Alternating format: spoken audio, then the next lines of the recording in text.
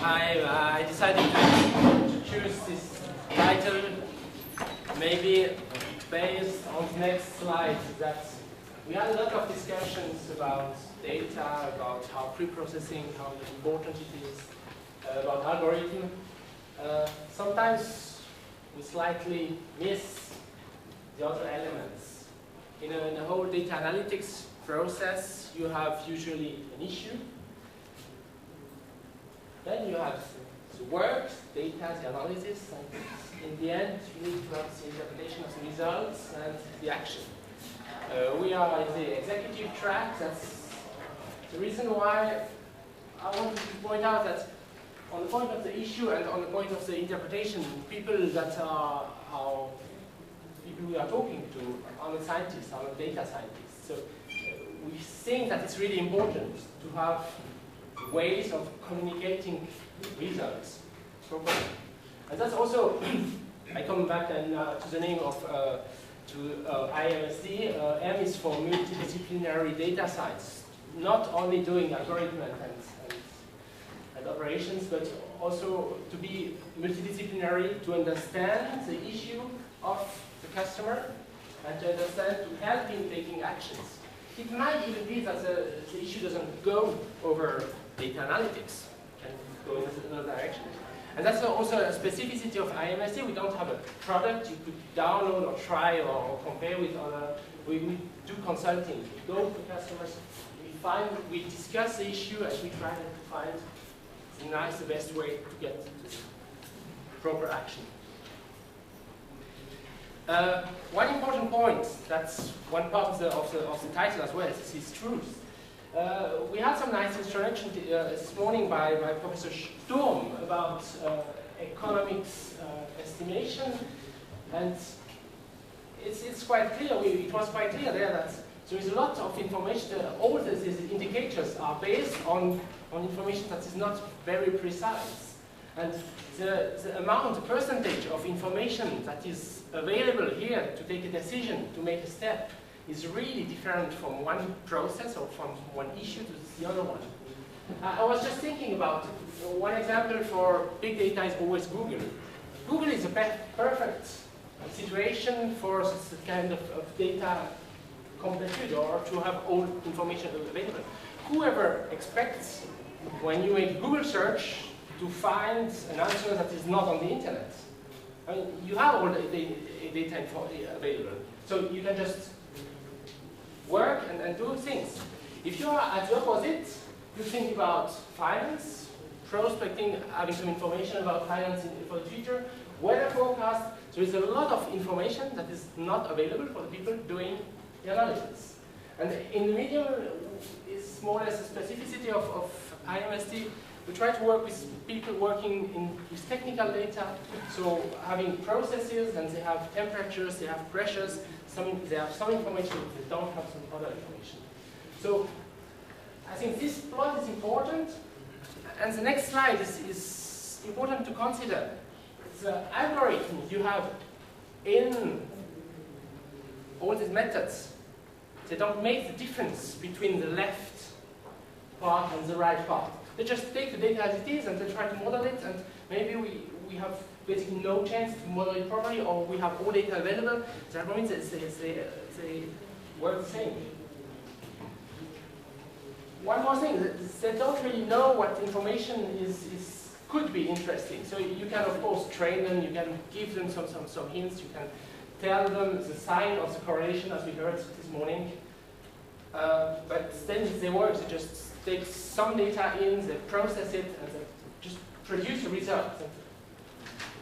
Be careful, don't trust this result too much. It could be completely wrong. And the next thing is, they're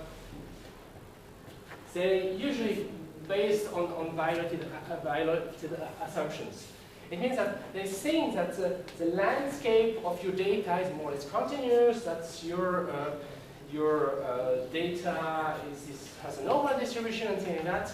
Of course, things more or less work properly if it doesn't. But it can also go in any direction.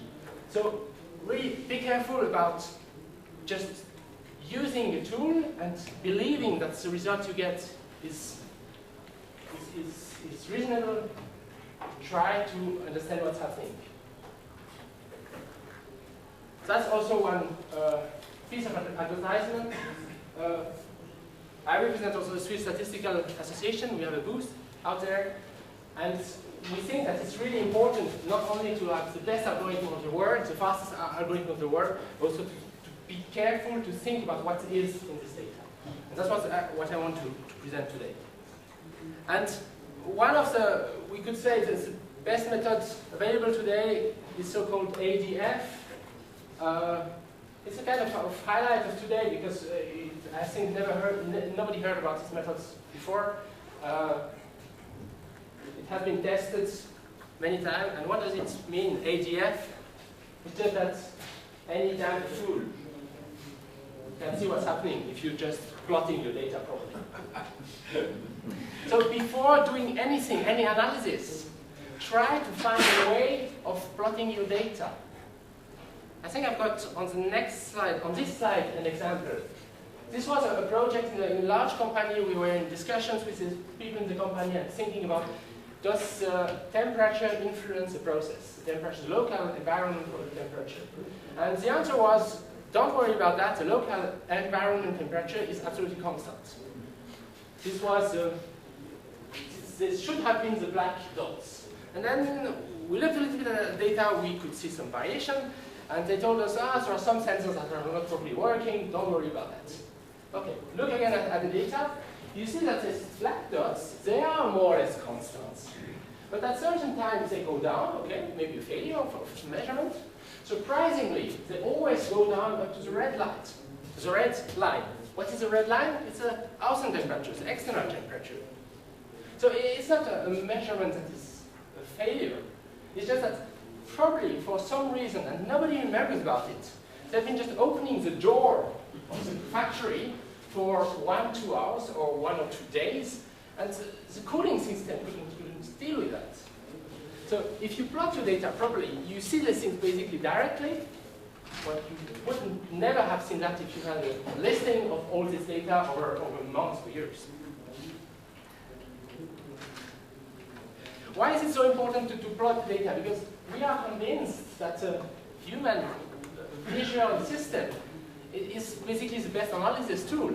It's just you should give him the food to be able to make this analysis. I mean, this picture are quite well known. Find computers and find out the tiger in the middle of the picture. It's going to be quite difficult. But our human eyes has been trained for centuries to recognize, to try to find out some features. If you plot your data properly, and there is some information in your data, you will always see that. Of course, your brain is going to try to overinterpret it, to try to find features that are not really hidden in the data. Then you have the statistics. You can get back to us at the booth, and we can help you to find, is it just by chance, or is it really some feature that is interesting? So I think the best thing is to go to a few, let's say, case studies, examples. I was involved a few years ago in a project where we were looking at some issues on the construction of an aircraft, some measurement issues. And of course you can measure how often is it good, how often is it not good. As soon as you don't put your bar plots on a horizontal line, but you just put your bars on the shape of the aircraft or of the section, you directly start observing some similarities, some symmetries. And the next thing is that all these guys that thought before, the scientist has no idea about the process, they just knew, some consultant, they won't be able to help. When they see these pictures, they directly recognize, this is the position of this kind of door, so there is a reinforcement there. It's quite clear that we have more issues. So try to find for every issue you have, they had a spatial issue here. See, adapted data representation that will help you understanding the problem and discussing the problem with people that are not experts. Another interesting example was a research project with the University in Los Angeles, and the people did a psychology study where a lot of people had to smell some strong tastes, and they wanted to see and then to click on an iPad on the corner the smell reminded them. And they wanted to see if there are differences between these colors, between different regions and cultures. So if Asian people react differently to specific smells than European, than American people. And basically they had to stop this project because they said, no, there is no correlation, there is absolutely nothing. And so I was thinking about it. I mean, one of the smells was burnt rice. I mean, if you have ever smelled burnt rice, you know that you're not going to click the same color as flowers. It's quite obvious. So before doing the analysis, trying to correlate anything, just plot all your data you have. These are the groups, the cultures, and just one dot for the color that has been chosen. And you see, more or less directly, the flower column is quite different from the burnt rice. So even if these guys thought there is no correlation, there is nothing to find out, then you see, as I can see the difference, there will be an algorithm that finds it, that make it, and that shows that it's significant.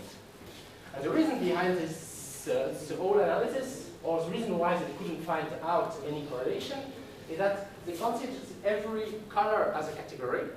So brown, dark brown, and black were two different categories, as dark brown and magenta would be two different categories. So they didn't really consider the distance between the colors. Some colors are very close to each other, and some colors are very far away from each other. If you throw away all your data in any kind of data mining algorithm, no chance that your computer will find out, okay, these are RGB codes that should be translated into LAB codes, and then you have a metric on that, you can calculate the distance. So consider your color, your data, plot it properly, and then you know how to tune, how to add extended values, extended columns to your data in order to throw it into the best algorithm you think of. One more example was quite interesting. About 2 months ago, I had a discussion with the quality head of a psychiatric unit of Canton Hospital in Switzerland. And for this ISO certification, they have to measure a lot of KPI data.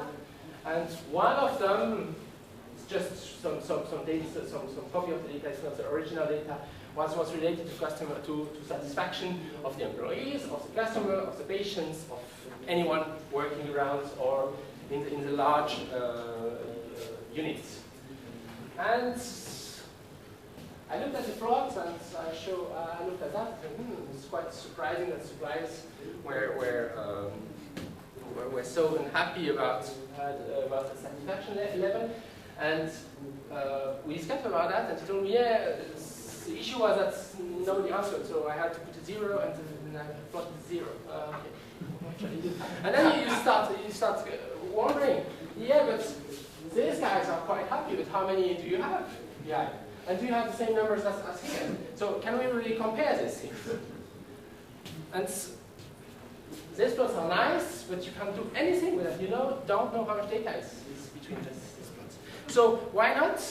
We have an issue, we have a plot which is more or less reasonable, with more or less known. Go to the next step and use what modern software can do and go to the shadings. So you have basically the same plots, but you use this shading to say how much confidence you have in the data. So here, not much, here quite a lot, here quite a lot, and here nothing. You don't really know where it goes. So here you don't tell that the suppliers are unhappy, you just say, I don't know anything.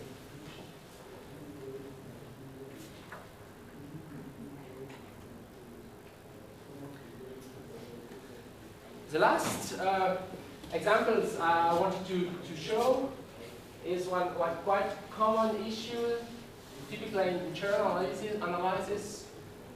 We did a project with an insurance company in Switzerland, and we were wondering, okay, how many people leave and get a contract with another company? Okay, usually people are just jumping from one presentation to the other data presentation. First, you look at the cantons and you say, okay, how many people leave? And then when you know how many people have been leaving, you ask yourself, but how many people are there in this category? And the presentation is completely different. So depending on the question you want to answer, maybe you are interested in the number of people or you are interested in the percentage. Why not think in that spatial situation about one data representation where you can see both, and that gives you some meaning. We call it the SC plot for Swiss chocolate plot, even if it's a bit far away from chocolate. But one of the ideas, I mean, we have this bar plot, we have a way of extending this bar. Why not make the depth of the bar related to the amount of people you have in this category? So a lot of people from Canton Bern and not too many from Canton Jura. And then you keep the height as the percentage of people churning. You have the whole view, you see everything at the same time. Depending on your question, you can understand it and try to read it the way you need.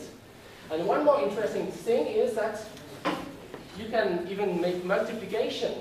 If you multiply this dimension by this dimension, you get basically the number of people you have in this group. So I think thinking about the issue you have and thinking about the best way of presenting the data related to this issue is quite important. So we can already come to the conclusion where I say, before starting basically anything, in our opinion, in big data, anything could be hardware method, so buying some kind of large data cluster or getting a cloud solution or doing analysis. Look at your data and consider its validity and truth, and what you can do is that plot it and try to get a feeling of the data. The next point is, that's the reason why we are a consulting company and we don't sell any software. We are convinced that this step cannot be replaced by a machine, because it's related to human people. These are the ones that had the issue at the beginning, and it's related to human people at the end, because these are the ones that will take the action at the end. And once you have done these steps, try to keep in mind to work with partners or with IT solutions that give you this flexibility. So there are quite a lot of software where you have basically no chance of doing this kind of plots. Excel is one of them, but many other ones that are much more expensive than Excel don't offer you so much flexibility. So I wanted to thank you for your attention, and thank you for letting me the opportunity to talk here this afternoon.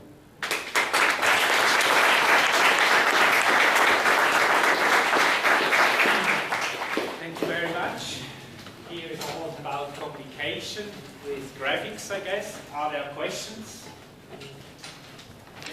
How do you actually make these very specific plots that cannot be generated by someone?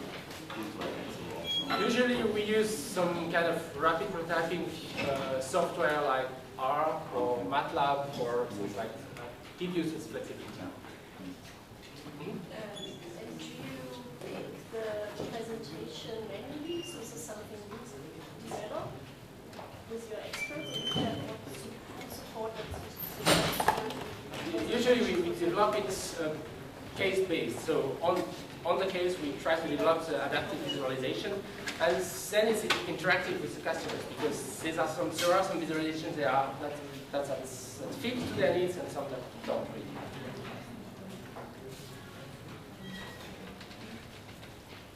More questions? How does it work? I mean, now you present some such graphics, you have it implemented in R, and then the customer don't want to have it regular basis and their software, in operational software or something like that? In the first step, usually they need a one-shot just to have in debug to find out the solution. And if they have some needs on the longer term, then it's a way of offering them the standard code how to basically implement this kind of presentation or elements in their own environment.